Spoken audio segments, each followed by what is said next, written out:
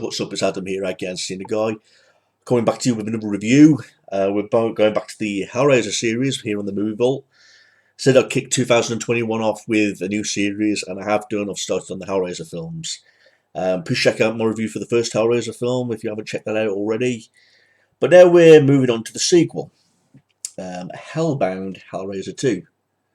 And this is from this really cool edition like I spoke about in the first review. This nice box set right here, this Blu-ray box set.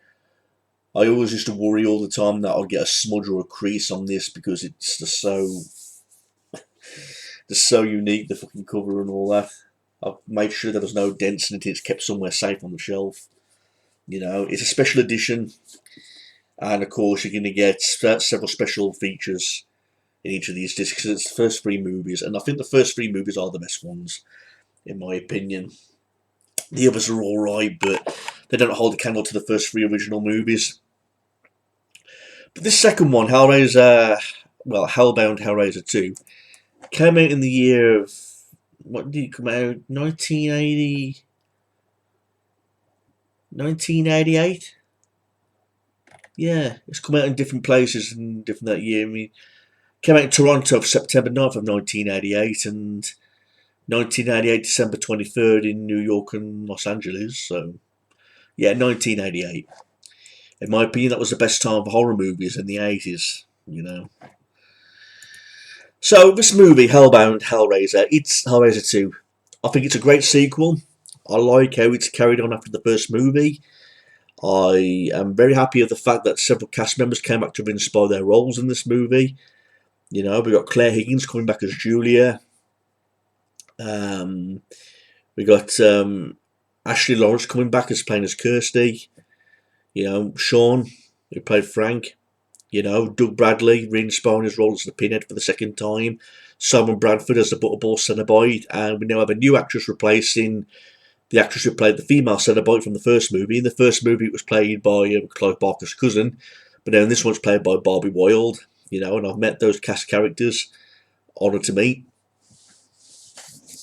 But this one, Hellbound, I'd have to say it's much more funner than the first movie. I mean, don't get me wrong, the first movie is a true horror's 80s classic, you know, but this one seemed to have more of a fun adventure to it. I mean, the film opens up just showing a scene of Doug Bradley playing Elliot Spencer, you know, this general of this army, whatever. It shows you how he became Pinhead. He opened the box, you know, the chains come out, he gets captured, he gets tortured, turning into the Pinhead.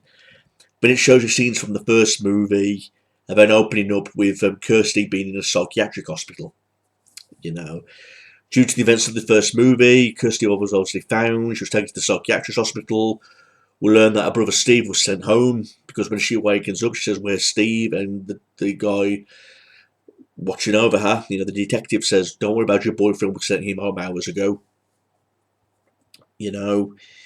And there's an investigation being done at the house where the events took place in the first movie. There's a mattress being found there, a bloody mattress. And they are aware that Julie could come back on that mattress now, just like Frank did. All they need is a drop of blood on the mattress and and Julie can resurrect. That's why at the start of the movie she tells Dr. Channard, "You've got to destroy the mattress." Because Dr. Channard is like the leading human bad guy in this.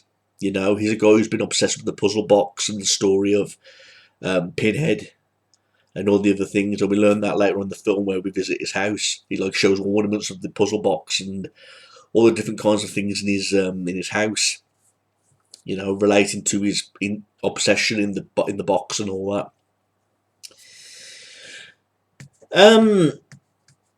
So we have Dr. Channard running this psychiatric ward, and he's mentally fucked up. I'll explain why he's mentally fucked up in just a moment, but again, he's treating his patients wrong. You know, we've got his assistant Kyle, who's more kind-hearted, particularly towards Kirsty, who wants us to get well and all that kind of stuff. You know, when Kirsty tells a story to Dr. Channard, he takes interest straight away because it resembles the story of him, you know, being obsessed with the puzzle box and all that. So he orders for the mattress to be taken to his house, where he does a little experiment. He gets one of the people who are sick, you know, from his mental hospital, puts them on the mattress, tells them to cut himself or something with this knife. Well, he ends up doing that, and Julia comes out of the mattress. Get a really bloody scene, a bloody gross scene where they're slithering around in all the blood and everything, and so Julia's been formed, and just like Frank in the first movie, she needs people in order to get her skin back and all that. And Dr. Chenard is willing to help her. But this is the scene I don't get. This is the scene that makes things so fucked up. There's a scene where Julia and Dr. Chenard kiss. Why she's skinless? I mean, yeah, she's wrapped in all the bandages, but who in the right fucking mind would want to kiss a skinless person? I mean, come on. I mean, where's the fucking logic in that? Where's the explanation in that? You want to kiss and fall in love with a fucking skinless person? I mean, what the fuck's wrong with you? Sometimes I wonder if he is the doctor in this or he's one of the mental patients, you know what I mean? And I'm like, fuck me, really? Kiss a skinless person? So we get that scene, At the same time, Kirsty's getting these messages from beyond the grave. She thinks it's her father saying that he's in hell. And he needs to be rescued. He's trapped in hell. We get introduced to another character, Tiffany, who can't speak. Although she can speak, she speaks later on in the film, but she doesn't say anything much throughout the first half of the film. She can solve puzzles, so they get her to solve the puzzle, and it opens up this doorway to this labyrinth to hell, basically. And that's when Pinhead and the Cenobites come. And Kirsty's seeing this open door as an opportunity to go into hell to try and get her father back, basically. And she's got Tiffany following her along the way. But Pinhead knows straight away it was Dr. Chenard and Julia who called him, not Tiffany, just because she solved the box. It wasn't her desire to call Pinhead, it was the other people. So, and then we get this hell sequence in this labyrinth. We get a scene where Kirsty visits the house of her mother. She's been tormented by Julia. There's also a scene where she gets led into a trap by her Uncle Frank, who, again, is a fucking sick weirdo because he's trying to fucking get in bed with fucking Kirsty, even though it's his niece. You know what I mean? So I like when he gets his comeuppance when Julia rips his heart out or something like that. So I love that little scene. But it was good to see the evil Frank character come back, playing that little role in hell. We see a creepy scene with Tiffany where she goes in her version of hell, with the clown juggling his eyeballs and the reason why she became quiet and all that kind of stuff. She does encounter the Cenobites, Kirsty does, but they let her go free to explore the regions of hell and all that kind of stuff. So it was more adventurous, especially with the whole labyrinth and exploring hell type of thing. Hence why Hellbound, you know what I mean? But it did seem to be more of a funner sequel, this did.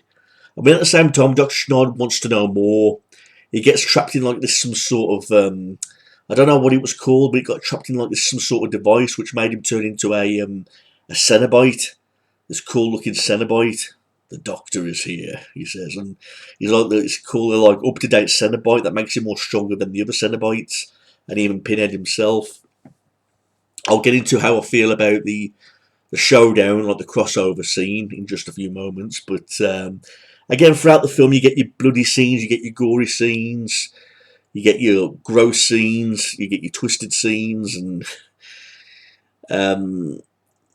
again, there's that scene where Kirsty is trapped with the Cenobites, and they're about to torture her, where she tries to convince Pinhead that he was once human, his name was Elliot Spencer, and that him and all the rest of the Cenobites were all human. Now, I don't know how to feel about this scene. A lot of people say it made the Pinhead character look weak, because when Dr. Chenard comes, the Cenobites attempt to fight Dr. Chenard, but Dr. Chenard kills them so easily. He just takes one shot at them, and all the Cenobites are getting killed off one by one. It makes Pinhead end up turning into human, and then he easily cuts his throat and kills him. And I'm thinking, what was the point in all that? I mean, it's like as if Pinhead didn't even attempt. Yeah, he shot a few fucking chains and hooks at Dr. Chenard, but I thought he would have put up of a bigger fight. You know what I mean? But it seems like the Cenobites just literally just stood there and allowed themselves to get killed.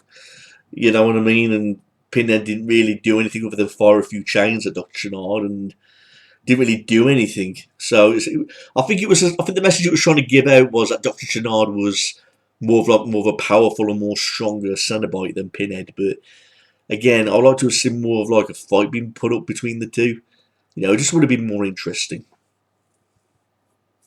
And Julia gets sucked into hell. While Tiffany does something with the box because she's trying to get the box back, and again they fuck about with the box, closing all the doors and everything, and again it gave a good ending because Pinhead didn't get his way. The gateway was shut to hell, and it just shows the ending of Tiffany and Kirsty just leaving happily from the mental hospital to start a new life. And then just before the credits roll, it shows the mattress in Dr. Chenard's room. The moving guys are there, well, at least one of the moving guys from the first movie. He gets sucked into the mattress, and these pillars rise up from the mattress, indicating that hell's been unleashed once again. And again, the homeless guy's face is on the pillars saying, "What is your pleasure, sir?" And then the credits roll, indicating that there's going to be a third movie. So overall, this movie, Hellbound, it was a fun movie. There was more to it than the first movie. I think they're both just as good as each other, these two movies, but number two felt like more of like an adventure feel to it. Again, it was gorier. I thought there was more creative scenes in this in terms of the gore. Like Dr. Chenard stabbing his patients and all that kind of shit. Again, those good moments in the scenes, especially in the hell scenes. With Kirsty seeing Frank again, and just other scenes like that. The operating scene where trying to tell you why Tiffany was quiet the whole time because of what Dr. Chenard did to her mother and all that kind of thing. And so some interesting characters, some interesting angles. Again, I was really proud of the effects in this. It was just like the first one, very good practical effects. And what I even like even more about this edition, like I'm holding up now, is what was included in the the special contents, because this is a special edition. In the second disc, you've got image galleries, you've got behind the scenes footage, round unseen storyboards. You get commentary, audio commentary with the director Tony Raddle and the writer Peter Atkins. There's also some audio commentary by Ashley Lawrence, who played Kirsty. Sean Chapman talks about being inspired his role as Frank in this, so we get to see a little bit of scenes from him. Again, like I said, there's photo galleries, there's trailers, and I'd say it had just about as much information as the first one did, because there was a lot of behind the scenes special features in the first Hellraiser disc. I'd say there's a lot more in number two. Number three has less for some reason, but still there was a lot of stuff that I learned from the special features in the Hellbound Hellraiser 2 disc. This is a great set. It involves a lot of useful information, and interesting stuff you can learn about the Hellraiser movies in this special edition. And again, I brought this when it was brand new, so it was really expensive. It was something like 44, 45 quid when this first came out. Of course, it's a lot cheaper now, but when it first came out, I brought it straight away when it was brand new. I don't know why, but I think I was really interested to get my hands on it first, getting the first three movies on Blu-ray, and that's what I did. So, but again, it's a great set. This is what it looks like. We've got the disc here. I mean, Hellraiser 2 Blu-ray disc. It was great seeing this movie on Blu-ray, by the way, even though this movie came out in the year 1988. So, just like the first movie, it's always nice to see it in VHS where it's all grainy, it has that dark 80s background atmosphere feeling to it. But it was also great to see it with the updated stuff as well on the Blu-ray version. You can choose which cover you want in this. There's more of a modern version of Dr. Chenard on the modern version, but I've kept the original classic version, which is Pinhead, like that. I've done that with all the rest of the the Blu-rays. I seem to like the classic looks more for some reason. That's my review for Hellbound Hellraiser 2, everybody. Overall, it was a really good sequel, just as good as the first one. And again, stay tuned for when I review Hellraiser 3, Hell on Earth. Thanks for checking this out, everybody. Email me if you've got any questions, or if there's anything you want to say, or anything like that, please leave them in the comments below, and we'll go from there. Alright, everyone, thanks for watching this. Really appreciate it. Stay tuned on the Movie Vault and have a nice day. Peace out, everyone. Yeah.